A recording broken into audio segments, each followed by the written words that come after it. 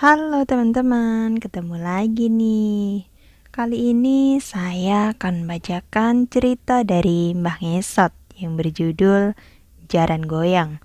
Dan sebelum mendengarkan, tolong like, comment, subscribe, dan share. Jangan lupa tekan tombol loncengnya. Terima kasih.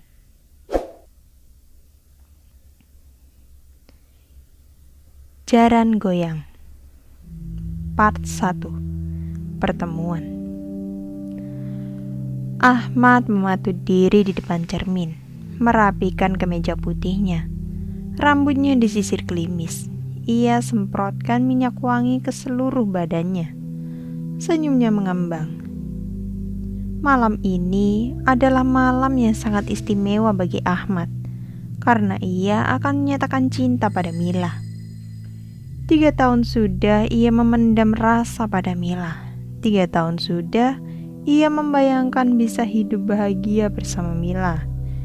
Dan 3 tahun sudah Mila selalu menolak kalau diajak jalan berdua. Tapi entah kenapa, malam ini wanita itu mau diajak makan malam bersama Ahmad. Kantor kurir adalah awal pertemuan Ahmad dengan Mila. Saat itu, Ahmad bekerja sebagai staf counter, sedangkan Mila jauh lebih tinggi jabatannya dari Ahmad. Mila bekerja sebagai operation manager, yang kebetulan menjadi atasan Ahmad. Sikap Mila yang selalu baik pada siapapun membuat Ahmad jatuh cinta setengah mati padanya. Awal pertama Ahmad berhasil mendekati Mila sangat konyol. Ia sedang mengempeskan ban mobil Mila agar Ahmad bisa memberi tumpangan padanya. Padahal ya, si Ahmad ini sebagai staf biasa hanya membawa motor bebek yang kalau digas suara mesinnya seperti kakek yang batuk-batuk. Siasat Ahmad tidak berhasil begitu saja. Saat pertama ban mobil Mila dikempeskan, Mila menolak tumpangan dari Ahmad. Ia lebih memilih naik ojek online. Tapi perjuangan tidak berakhir di situ. Besoknya dan besoknya lagi, sampai seminggu berturut-turut, Ahmad rajin kempeskan ban mobil Mila. Sampai akhirnya Mila mau naik tumpangan Ahmad. "Mbak Mila." Ahmad membuka obrolan sambil fokus mengendarai motornya. "Iya, Mat." Mila sibuk dengan smartphone-nya. Boleh nggak aku panggil Mila saja?" Mila mengerutkan keningnya lalu kembali ke layar smartphone. Boleh, jawab Mila singkat. "Boleh juga nggak aku follow sosial media kamu?" Mila mematikan layar smartphone dan memandangi Ahmad dari belakang. Keningnya berkerut. Dalam hatinya ia bergumam, "Ini orang kenapa sih?" "Boleh, tapi fokus aja dulu bawa motornya. Nanti kalau nabrak, kita nggak bisa saling follow di sosial media loh." Semakin berbunga-bunga saja hati Ahmad. "Siap, Mila." Tapi tiba-tiba ia malah menghentikan laju motor tuanya, mengeluarkan smartphone yang layarnya sudah retak seperti habis dibawa Perang Dunia II. Mila heran kenapa Ahmad berhenti. Ia mulai curiga kalau Ahmad akan merampoknya. Atau jangan-jangan dia akan jadi korban pelecehan seksual. Kenapa berhenti? "Sebentar, Mil." Ahmad membuka sosial media miliknya. "Sudah aku follow ya." "Ya ampun, Mat, kan bisa nanti kali," sergah Mila kesal. "Untuk urusan rasa nggak bisa dinanti-nanti, Mil." Mila semakin heran dengan kelakuan si Ahmad. Kini ia bergumam lagi dalam hatinya. Kampret banget nih orang. Ada, kalau tahu gini, mendingan gue jalan kaki. "Iya ya, udah aku follow ya." Mila menyodorkan smartphone-nya. Dari situlah awal kedekatan Mila dan Ahmad. Sebenarnya Mila tidak mendekat. Tapi Ahmad yang ngotot mengejar-ngejar Mila. Sekali, dua kali Mila balas chat Ahmad. Tapi semakin lama chat Ahmad hanya centang biru. Bahkan pernah hanya centang satu. Taunya dia diblokir Mila. Ya wajar saja dia diblokir. Jam 2 pagi di mana orang-orang sedang enak tidur, si Ahmad malah video call Mila. Part 2, pengakuan Mila. Soal bunga, Ahmad nomor 1. Meja kerja Mila sudah macam toko bunga. Setiap hari Ahmad membeli bunga untuk Mila. Tindakan Ahmad tidak dapat dilarang oleh siapapun termasuk yang punya mejanya. Mila sudah berkali-kali melarang lelaki itu agar berhenti membelikannya bunga. Tapi si Ahmad ini memang bebal.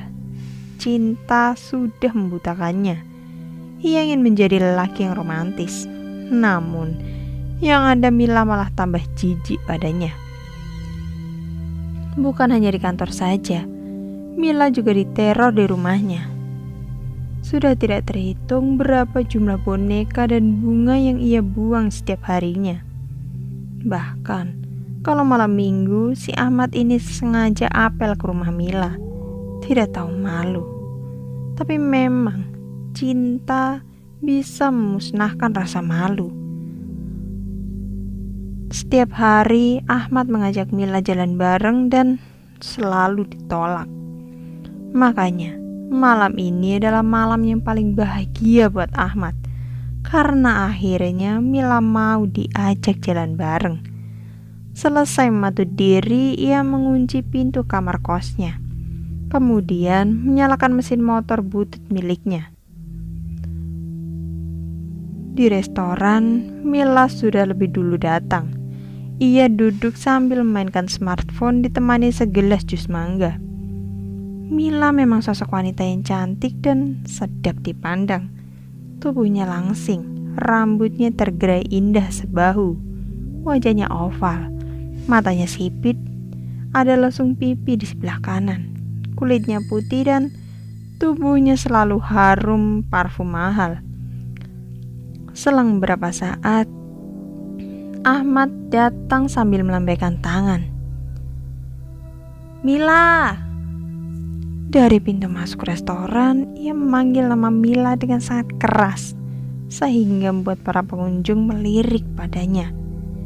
Mila menggelengkan kepala, semakin kesal saja dia. "Maaf, aku telat. Kamu udah nunggu lama?" "Mayan," jawab Mila singkat dan ketus. Seorang pelayan mendekati mereka sambil membawa buku menu. "Ada yang bisa saya bantu, Pak?" tanya pelayan itu. Ahmad meraih buku menu dan langsung memesan sebuah steak dan jus lemon. "Kamu mau pesan apa, Mil?" "Enggak, kamu aja, Mat. Aku udah." Setelah pelayan itu pergi, Mila mulai membuka obrolan. "Jadi gini, Mat, aku mau nikah. Jadi please, jangan gangguin aku lagi ya."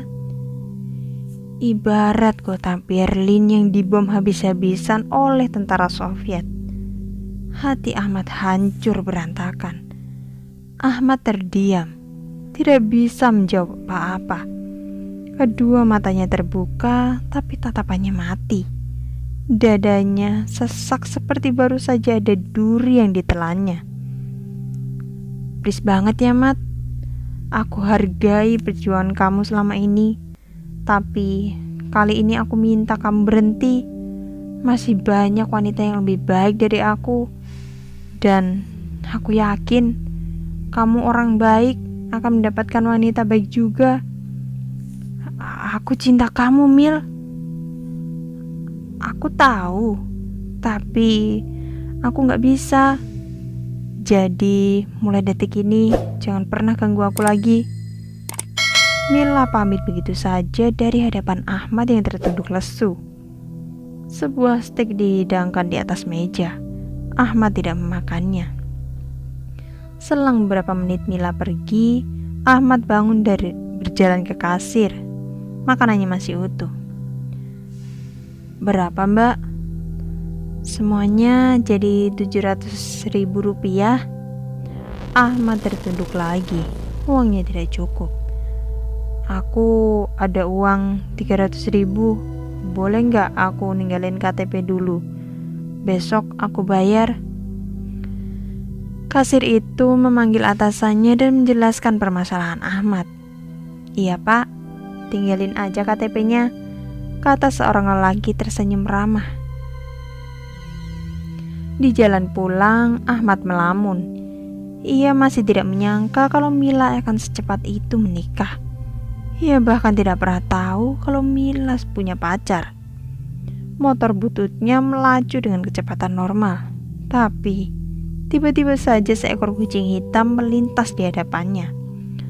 Sontak saja, Ahmad terkejut dan membanting motornya ke arah kanan, lalu terjebur ke dalam sungai yang hitam, bau dan kotor. Dengan panik, Ahmad berenang ke tepian. Kemudian duduk di pinggir sungai yang bau itu. Ia mendongak ke langit sambil menangis. Nasibnya sudah jatuh ketimpa tangga. Part ketiga. Patah hati. Ahmad kehilangan pekerjaannya. Ia dipecat lantaran tidak masuk kerja selama seminggu berturut-turut tanpa kabar. Ia mengurung diri di dalam kamar kosnya. Badannya semakin kurus. Garis tulang rusuknya terlihat jelas. Setiap malam ia begadang dan menangis sendiri di kamar mandi. Kamarnya berantakan. Foto-foto Mila masih menempel pada dinding kamarnya.